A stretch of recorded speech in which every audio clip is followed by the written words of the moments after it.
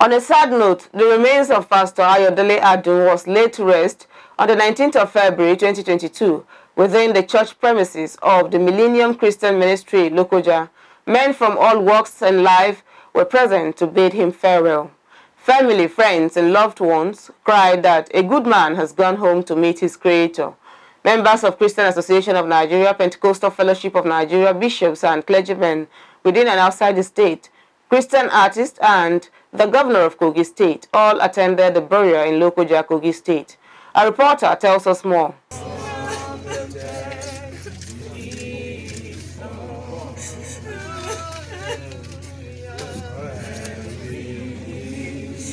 Amidst tears and groaning was the body of Pastor Adun committed to moderate. A 3-day burial ceremony at the auditorium of Millennium Christian Ministry, also known as My Father's House, Lokoja, started with a night of music, worship in honor of the man that founded the church 11 years ago. Some of the artists that performed traveled far and near to pay their last respect, described the late clergy as a leader par excellence, a philanthropist and humanitarian.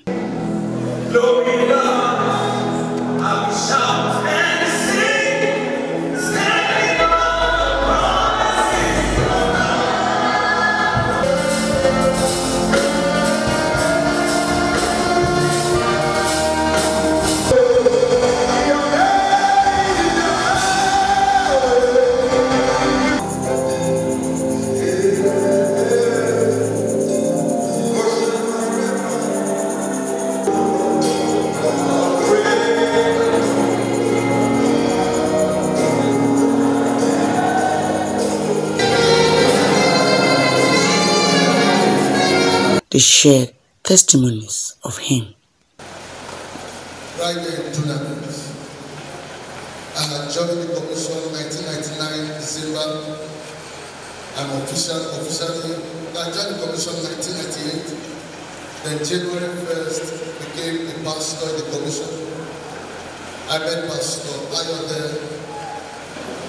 He was a father to us. There were times we couldn't discuss with our senior pastor certain things, but we all run to Pastor Ayodele for counsel, for guidance. We saw his energy, we saw his love, we saw his passion for the kingdom. Pastor Ayodele was a man who believed that anything is possible for God. We all wish we could make death go away from the face of the earth, but death is sadly part of life and inevitable. Daddy Pastor, as we always call him, was always happy. He was fun to be with. Daddy taught us so many things in life that I cannot even mention, but to say a few. Daddy Pastor taught us to put God first in all we do and to show love to everyone. I cherish the memories we had with him, and I know he is smiling down on all of us right now. And on the 18th was the service of songs that also attracted Kogi government officials, clergymen, members of the ministry, family, and friends. The Kogi State Deputy Governor, Edward Onoja, with his entourage were present to console the immediate family, members of the ministry, and the entire people of Kogi State. In his consolation message from the Governor, Yahya Bello, read by Edward Onoja, he described Pastor Adun as a man after God's heart, making reference to his commitment to the things of God and service to humanity. He is a pastor, a shepherd over this church. Maybe most of you don't really know who he is. And I came to experience who he was shortly before he left us.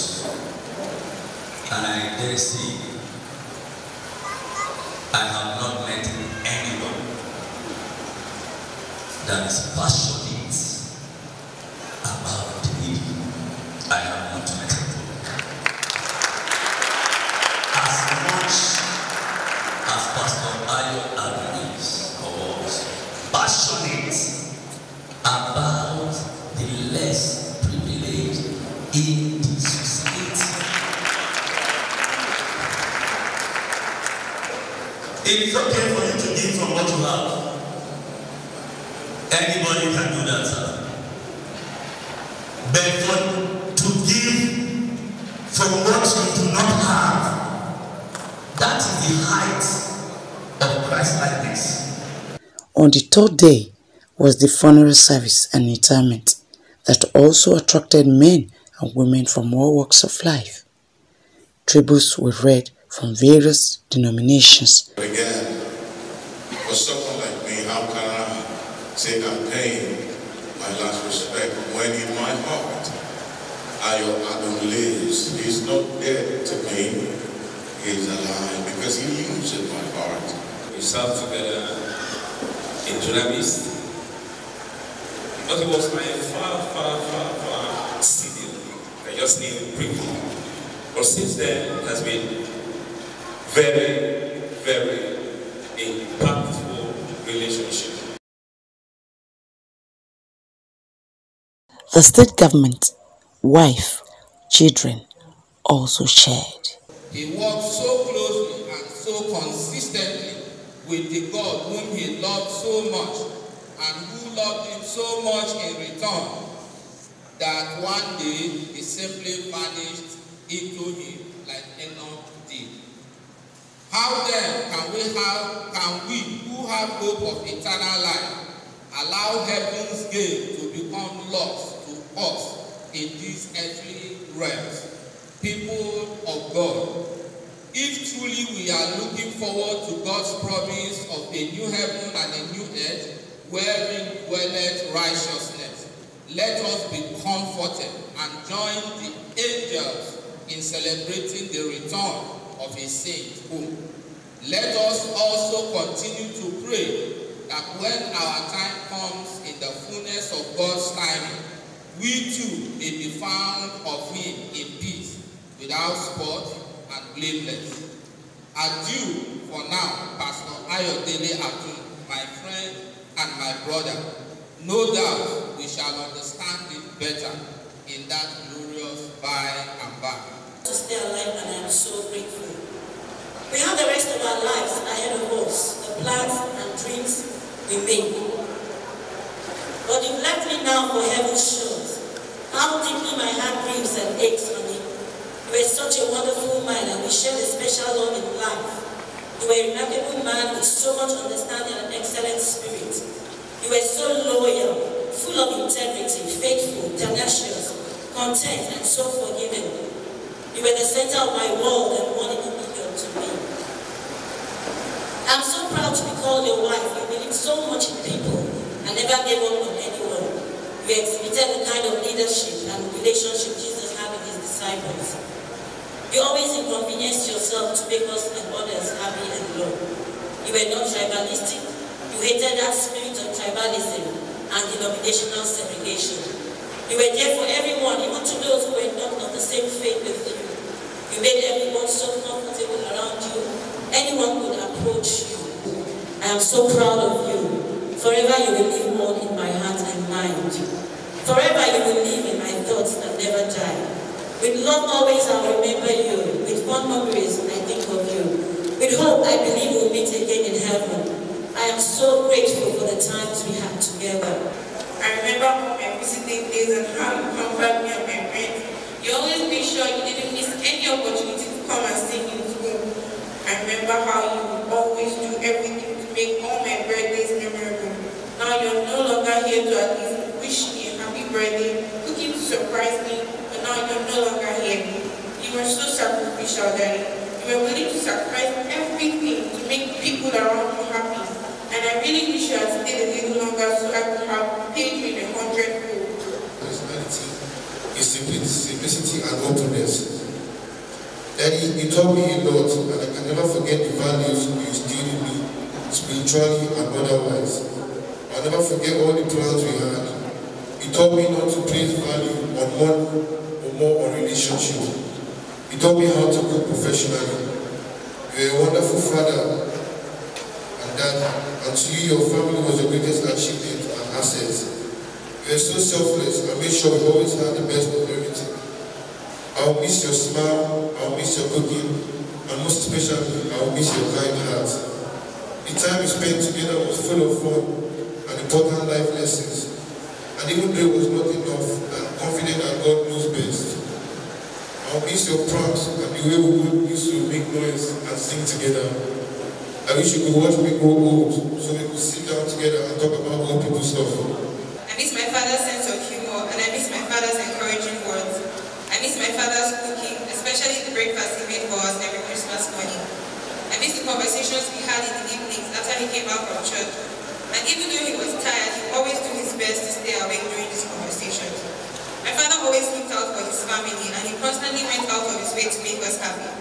The warmth that radiated from him could be felt by everyone, and he always made the people around him feel important. He was a giver who gave without a second thought. He encouraged me to be just like him, but I know I have a long way to go. Then, you were one of a kind, and you are truly irreplaceable. You were a lover of God, and you did God's work with dedication and without expecting the applause of men. I know you're in heaven now, resting and singing Hosanna with the angels, but I hope you know that you were loved and appreciated by many. You were a friend to the people that society had given up on. This was evident in prison ministry you pioneered. Ministers of the Gospel of the Lord Jesus Christ prayed for the immediate family, admonishing them to always focus on the things of God. Have this robust faith that death has not been able to conquer.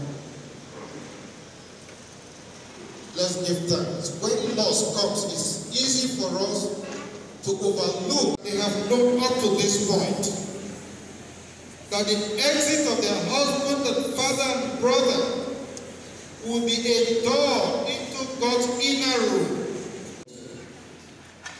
I recall many times that we have been together, and one which he never seems to forget was when as Temple chairman, the flood had taken over everywhere, and they had to relocate a little further from here. And I just felt it was my duty as Temple chairman to move around and to know how things were with God's people. And part of that took me to where they were. He had not arrived, and since I have many places to touch, I needed to move on. I prayed with them and moved on. He never seemed to get over that. That as insignificant as he thought they were.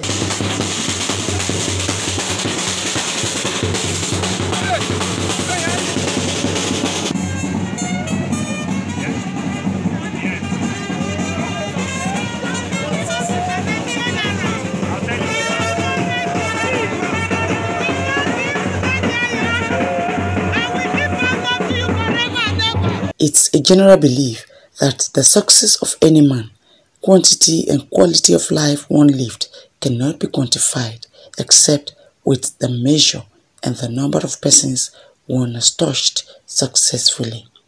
It's better imagined as hundreds of persons shared how much late Adun touched their lives positively. And it's been years of learning and training under him. God specifically told me when you work with him, you will proceed for your master's. A year and 5 months after I was done with Pastor Why, I went to the UK for my master's. Posted for my PhD. And he's been there every step of the way. Pastor Why was a man of purpose. And God used him to teach me purpose. And for that, I will forever grateful. I had another dream while he was still alive. So Pastor Aya was the man that ministered even in that state, during what he was going through. I was not going through the dream, but he said something just before he left. He said, but you know what to do. So I tell you, he told Bukola and Demide, but you know what to do. That's what your dad told me. And I leave that with you. And to the church, I leave this with you. 2 things. One day he told me many years ago, just before I started MCM, he said, "Really, I want to be like Jesus. Jesus. I want to show love like Jesus. And we all agree that we have done that. So please, to honor Pastor Ayo, let us live like Jesus. Let us love like Jesus. So proud of Ayo. Honestly, I couldn't have wished for a better any other brother. You know, we are so proud of him. It was during the coma period we now discovered that Ayo was literally living by faith. When we had to pay bills so much, and I would always ask Mercy, bring money now. And there's Stella, your brother, now told me the kind of life he was living. Sacrificial life, always there for people. And I really thank God for his life. Pastor Ayo was a friend to all of us. More was recorded through his foundation that was formally launched for the continuation of the good works he started on the earth before he was called to glory. Amongst outreaches embarked upon by his foundation are provisions of free medical care for less privileged, feeding, back-to-school learning materials, school bags and shoes, visiting and supporting police and prisons, sports activities, moral classes, transport for students in public schools, and an annual Christmas party with orphans in all orphanages in Kogi State. Others are organizing and sponsoring sports activities amongst youths, caring for the widows and widowers, free distributions of desks and chairs in public schools, eye check and provision of correcting lens to affected ones, and celebrating the security agents in the state. Pastor Ayodele Adun was born to the family of late Solomon Osadimawe Adun and Foluke Olatunde Adun on the 3rd September 1968 in Apapa, Lagos, Nigeria. He attended St. Christopher's International School, Isolo, and St. Gregory's College, Lagos. He also passed through FGC Idoni and later the FGC Kaduna and finished in 1984. In that same year, 1984, he gained admission to study agronomy at the University of Ibadan and graduated with a degree in 1989. Pastor Adun, on his death, was the founder and senior pastor of Millennium Christian Ministry.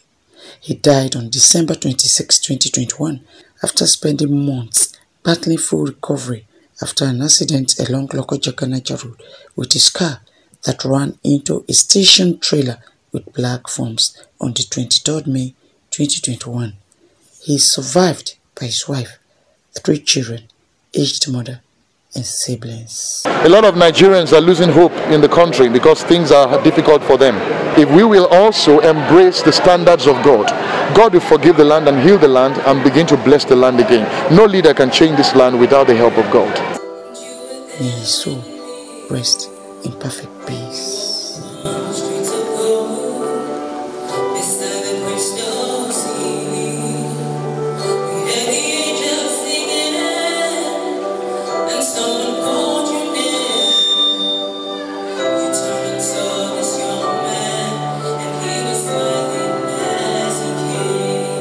May Pastor Adun so rest in peace. And it's also a call to our road managers, especially the road safety call, to always ensure faulty trailers or any vehicles are properly parked with caution sign to alert road users. We cannot afford to lose any other person as a result of accident that can be avoided.